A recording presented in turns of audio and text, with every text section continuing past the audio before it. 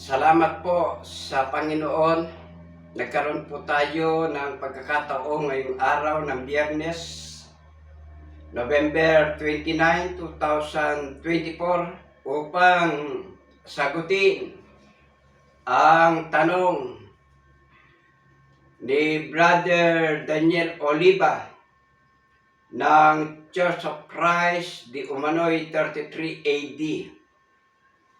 Mga katoto, mga kapulido, sa lahat po ng mga sumusubaybay, maging ang mga bagong nakakapanood ng aking YouTube channel, ang dalangin ko sa Panginoon sa pagkakataong ito, pagpapala ang siyang sumaating lahat, lalo na po sa ating isinasagawang pag-aaral ng salita ng Panginoon. Inuulit ko na ating sasagutin ang tanong ni Brother Daniel Oliva. Ako'y nagpapasalamat sa kanya sapagkat naging daan ito upang maliwanagan ang marami kung saan at kung alin ang tunay na iglesia na dapat aniban ng tao. Ano po ba ang tanong ng isang mangangaral sa Church of Christ? Ang kanyang tanong, saan daw ako kasapi? Saang iglesia? Kaya sasagutin ko, mga gili po naming katoto,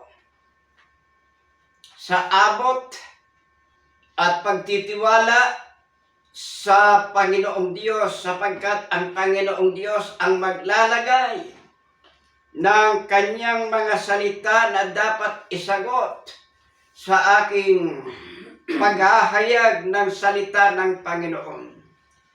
Kaya saan nga ba ako kasapi?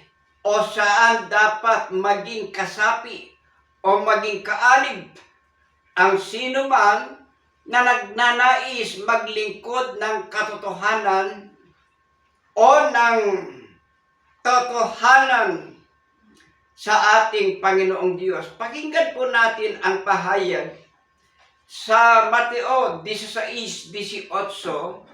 Ganito ang pagpapahayag ng ating Panginoon. 16:18.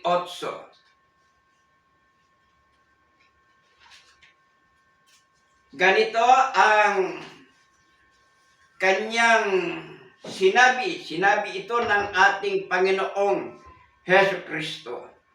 At sinasabi ko naman sa iyo na ikaw ay Pedro, at sa ibabaw ng batong ito ay itatayo ko ang aking iglesia, at ang mga pintuan ng Hades ay hindi magsisipanaig laban sa kanya. Kanino ako napasapi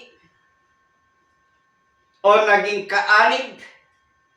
Kanino dapat maging kaanib? Ang lahat ng naghahangad ng kaligtasan o magsasagawa ng tunay na paglilingkod sa Panginoong Diyos. Ang pahayag ng ating Panginoon, sa ibabaw ng batong ito, itatayo ko ang aking iglesia. Sa makatwid, ang nagtayo ng iglesia, ang ating Panginoong Hesus Kristo. Kaya wala pong karapatan ang sino mang tao, walang karapatan na magtayo ng iglesia.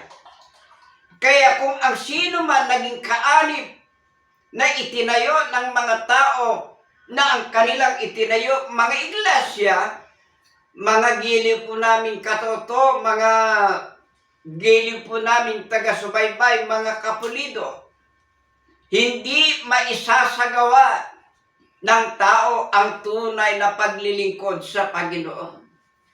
Bakit kailangan po natin isagawa? Bakit ang dapat makita sa atin sa ating paglilingkod ay kailangan tayo ay nasa katotohanan? Sa 1:17 ang pahayag ng Panginoon, pakabanalin mo sila sa katotohanan, ang salita mo'y katotohanan. Kaya dapat maging makatotohanan. Dapat nasa katotohanan. Bakit? Para hindi masayang yung ating panahon.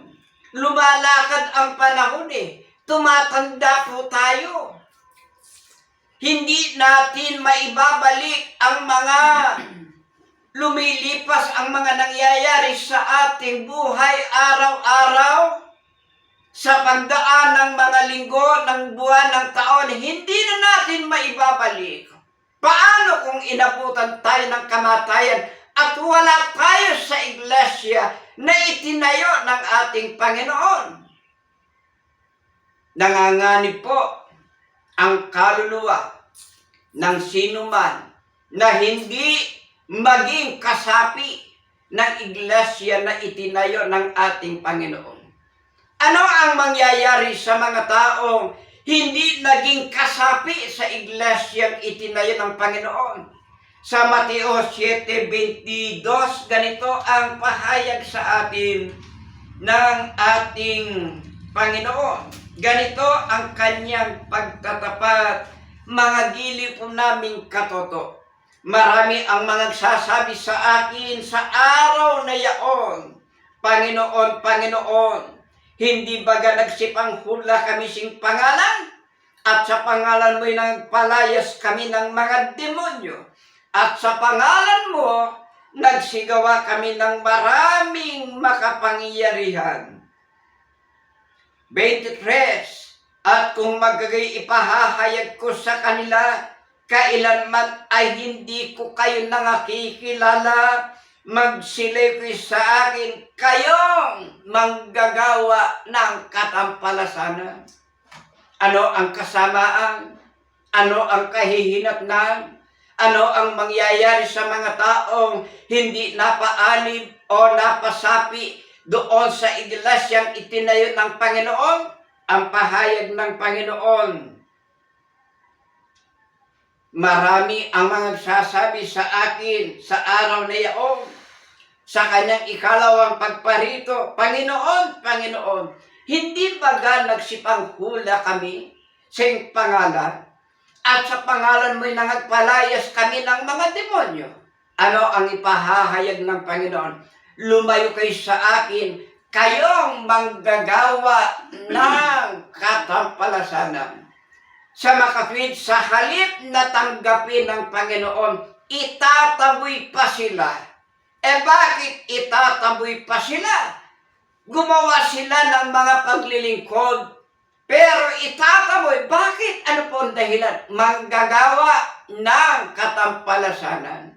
Bakit manggagawa ng katampalasanan? Dahil nga po, hindi sila napaanib sa iglesyang itinayo ng ating Panginoon. Tandaan po natin, ang ating Panginoon nagtayo ng iglesia.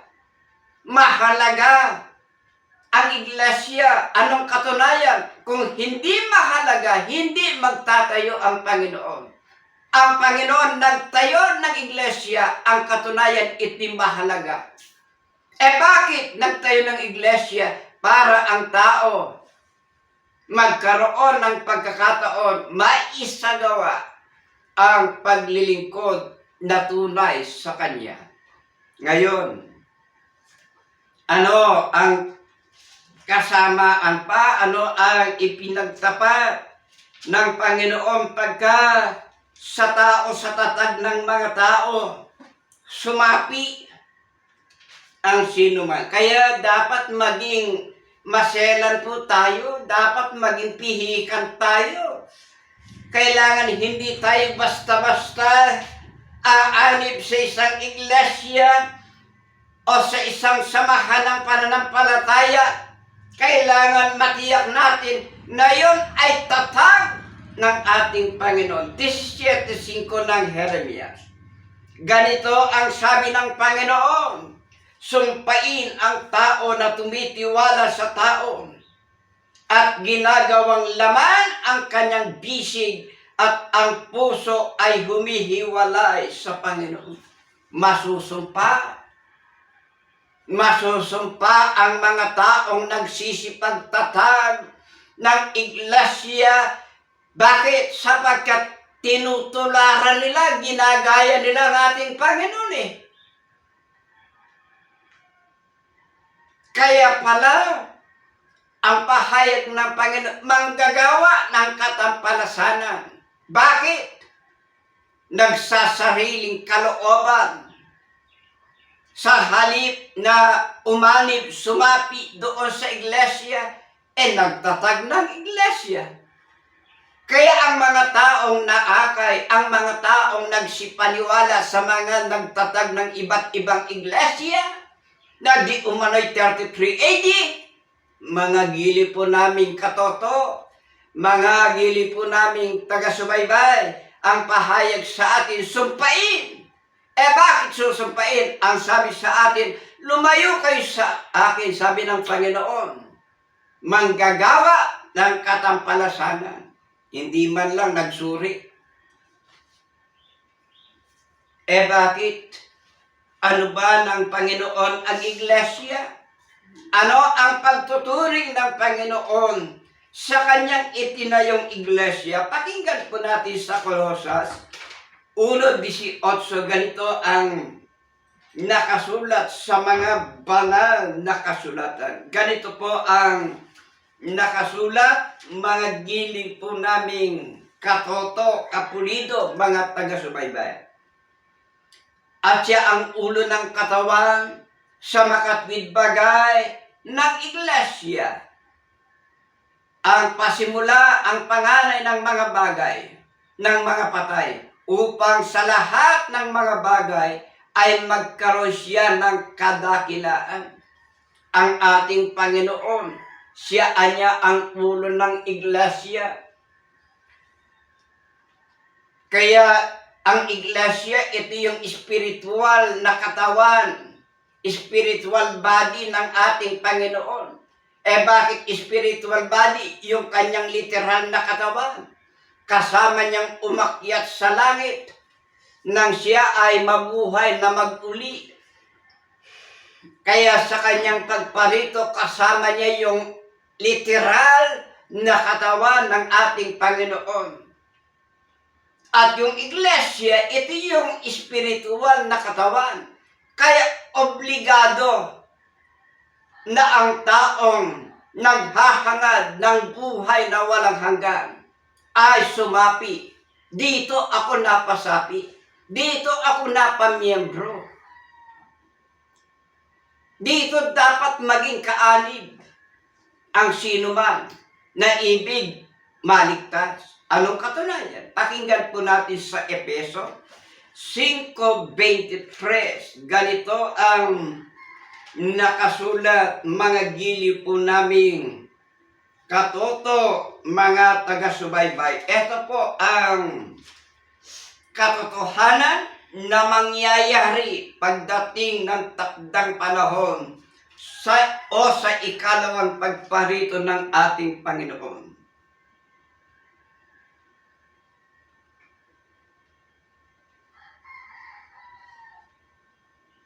Pakinggan po natin ang pahayag sa Efeso 5:23 hanggang 27.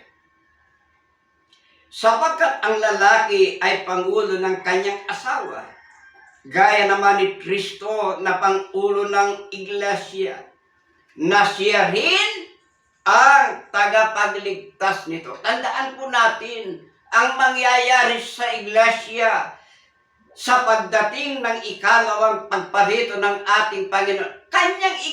Kanyang ililigtas ito.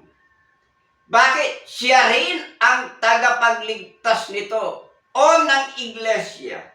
Dapat kung paanong ang iglesia ay nasasakop ni Kristo, ay gayon din naman ang mga babae pasakop sa kanyang asawa na sa lahat ng mga bagay.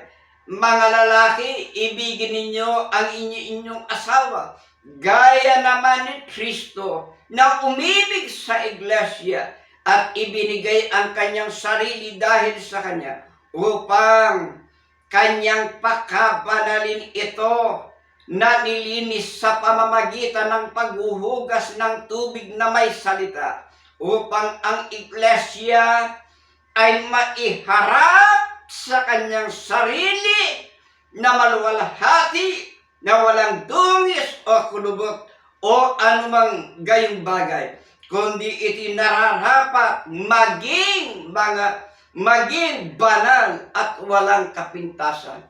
Kaya ililigtas po ito ng ating Panginoon. Mapalad ang taong napasapi o umanib o aanib sa iglesia. Hanggat buhay tayo, hanggat malakas tayo, kailangan samantalahin po natin ang pagkakataon na tayo mapabilang sa tunay na iglesia. Kaya dito ako napasapi. Dito ako tinawag ng Panginoon. Niloob ng Panginoon. Kinaawaan ako ng Panginoon na ngayon ako ay isang mangangaral sa kanyang iglesia. Ngayon, sa anong panahon? Bakit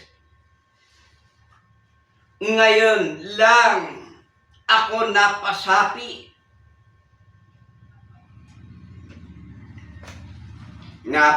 Napasapi ako, napaanib ako taong 1999, magto-2000, millennial. Pakinggan po natin ang pahayag sa Apokalipsis, huling talata na aking babasahin, mga gili po naming katoto. Ito ay pahapyaw lang na sagot doon sa tanong ng isang mangangaral, walang iba kundi si Brother Daniel Oliva ng Church of Christ 33, di umano'y 33 AD. Apokalipsis, ito po ang pahayag sa atin. Huling talata na aking babasahin. Pahapyaw lang po itong sagot ko.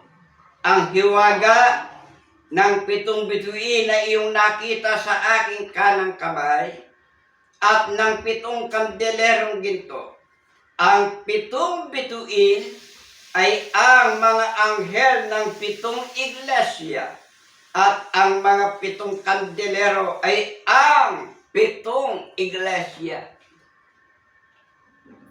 Niloob ng Panginoon na ako ay mapaanib sa huling kapanahunan ng iglesia o ng ika-7 kapanahunan ng iglesia. Ang iglesia ay itinulad sa kandelero, 7 kandelero.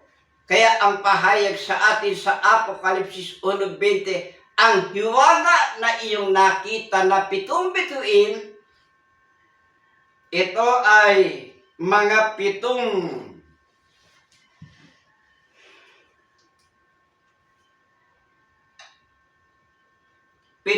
anghel at ang 7 kandelero, ito ang 7 iglesia.